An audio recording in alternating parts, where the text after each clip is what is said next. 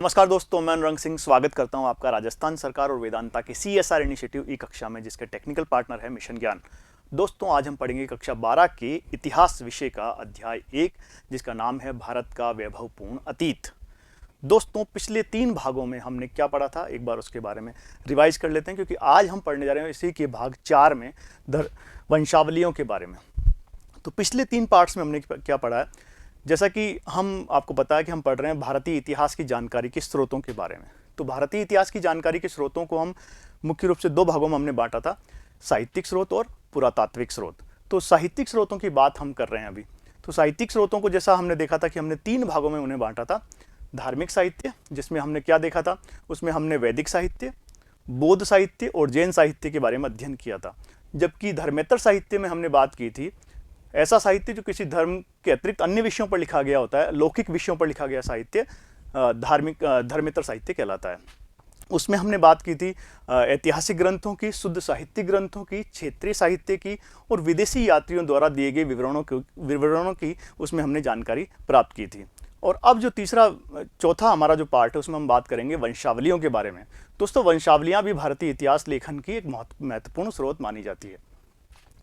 सबसे देखिए, शुरू करते हैं। वंशावलियां जो है वो इतिहास लेखन का शुद्ध रूप क्यों मानी जाती हैं? इन्हें इतिहास लेखन का शुद्ध रूप, और ये इतिहास के स्रोतों के रूप में एक नया विषय लगता है हमें, लेकिन काफ़ी समय से इस विषय को हमने गौर करके नहीं पढ़ा है, या फिर इसके बारे में जानकारी ज़्यादातर उपलब्ध नहीं होती है। आप यहाँ मेरे पीछे देख सकते हैं, वंशावली का एक उदाहरण आपको यहाँ पर दिया गया, किस प्रकार वंशावलियाँ लिखी जाती है।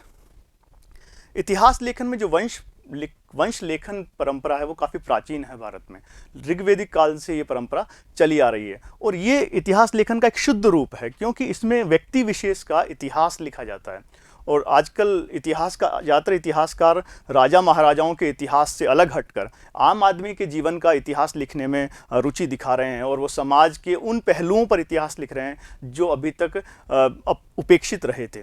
तो इसीलिए वंशावलियों का अध्ययन महत्वपूर्ण हो जाता है हमारे लिए।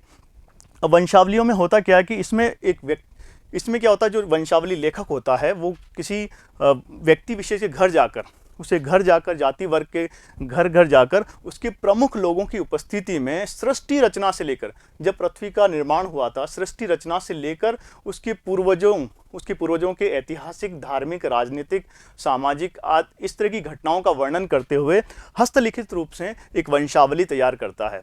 और वो हमारे घरों में आयोजित होने वाले समय पर जो हमारे घरों में उत्सव आयोजित होते हैं, उन पर वो लोग वंशावली लेखक आते हैं और हमें वो होने वाली घटनाओं को अपनी पोथी में या फिर अपने ग्रंथों में लिख लेते हैं, और इस प्रकार एक वंशावली तैयार करते हैं। इसीलिए ये एक शुद्ध रूप है वंशावली लेखन, और विशेषकर व्यक्ति विशेष का इतिहास को लिखने के लिए एक शुद्ध रूप माना जाता है। इसमें वंशावली लेखकों में कौन कौन शामिल होते हैं बात करें तो इसमें बड़वा, जागा, रावजी, भाट, तीर्थ, पुरोहित, पंडे, बारोट आदि को हम वंशावली लेखकों में शामिल करते हैं। अब बात करते हैं वंशावली लेखन के महत्व का। तो ऐतिहासिक स्रोतों के रूप में इनका क्या महत्व है, इस पे हम चर्चा करते हैं।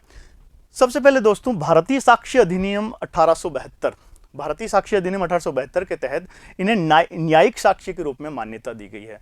क्यों मान्यता दी गई है? क्योंकि जो वंशावलियां होती है वो लिखित रूप में होती है, हमारे पास एक दस्तावेज के रूप में होती है, और हमेशा मौखिक की बजाय जो लिखित दस्तावेज होते हैं वो अधिक प्रमाणिक माने जाते हैं। और इसके अतिरिक्त ये किसी वंश विशेष का, किसी व्यक्ति के पारिवारिक संबंधों को लेकर जो आपसी कलह वगैरह होते हैं या आपसी संबंध जिस तरह के दस्तावेज चाहिए होते हैं, उसको ये साक्ष्य के रूप में उपलब्ध कराते हैं। इसीलिए ये न्यायिक साक्ष्य के रूप में हमारे पास इनको माना गया है। दूसरे महत्व की बात करें तो इनका महत्व इस बात से भी है कि प्राचीन और मध्यकालीन भारतीय इतिहास लेखन के महत्वपूर्ण स्रोत माने जाते हैं। दोस्तों, जो प्राचीन भारतीय इतिहास लेखन में हमने पुराणों का अध्ययन किया था, तो पुराण एक तरह से जो है वो वंशावली लेखन ही है। जो पुराण है वो एक तरह से क्या है, वंशावली लेखन का ही अपने आप में एक रूप है, और उनमें भारत की आपने देखा था सांस्कृतिक इतिहास का क्रमबद्ध विवरण हमें देखने को मिलता है, और वंशावलियों के रूप में हमें उनका उल्लेख वो हम देखते हैं उसके रूप में हम। और इसके अलावा मध्यकालीन भारतीय इतिहास लेखन में भी इनका बहुत महत्व है। तीसरा इनका महत्व है, ये ऐतिहासिक पुरुषों के जीवन परिचय देने में बहुत ही महत्वपूर्ण स्रोत माने जाते हैं, क्योंकि ऐतिहासिक पुरुष जैसे कि भगवान राम हो गए, शिवाजी, महाराणा प्रताप, आदि जो ऐतिहासिक पुरुष है, विवेकानंद आदि ऐतिहासिक पुरुष हैं, उनके लिए उनके जीवन परिचय के लिए बहुत ही महत्वपूर्ण होते हैं, क्योंकि उनके जीवन का अधिकांश हिस्सा हमें उनके जीवन के जो प्रारंभिक काल हैं उनकी जानकारी प्राप्त करने के लिए हम किस पर निर्भर रह सकते हैं, वंशावलियों पर हम निर्भर रह सकते हैं, और कहीं उनके बारे में हमें उल्लेख मिलता नहीं है। इसलिए इस तरह से समाज अपने जो महापुरुष हैं उनके बारे में जानकारी प्राप्त कर सकता है और उन्हें अपना आदर्श बना सकता है। इसका जो चौथा महत्व है वो है कि ये आर्थिक और व्यापारिक विकास की भी जानकारी देते हैं। ये जो वंशावली लेखक होता है वो जिस घर में वंशावली लिखने जाता है वहाँ काफ़ी दिन तक वो निवास करता है और आराम से बैठकर वो देखता है कि किस तरह के व्यवसाय वहाँ उस घर में या उसके वंश के लोग करते थे। तो ये व्यापारिक और आर्थिक विकास की जानकारी के बहुत ही महत्वपूर्ण स्रोत माने जाते हैं, किसी देश की, किसी व्यक्ति के व्यापारिक और आर्थिक विकास के महत्वपूर्ण स्रोत माने जाते हैं। अगले महत्व की बात करें तो ये वंशावलियाँ जो होती है वो धार्मिक उन्माद और अलगाव को कम करने में भी सहायक होती हैं। किस प्रकार? जैसे जो धर्मांतरित हिंदू हैं या किसी और धर्म में जो धर्मांतरित लोग हैं उनको वंशावलियों के माध्यम से अपनी मूल का, अपनी जड़ों का पता चलता है और इससे वो इस तरह से वो उनके सहिष्णुता का एक परिचय वो देते हैं। तो इस तरह से हम देखते हैं कि धार्मिक उन्माद और अलगाव को कम करती है और सहिष्णुता का परिचय वंशावलियाँ के माध्यम से मिलता है। तो इस प्रकार हमने देखा है कि ये वंशावलियाँ जो है उनका क्या महत्व है, इनका क्या अर्थ होता है भारतीय इतिहास लेखन में और इतिहास के स्रोतों के रूप में किस प्रकार से महत्वपूर्ण है। तो दोस्तों अभी तक हमने साहित्यिक स्रोतों के अंतर्गत 4 पार्ट पढ़े हैं।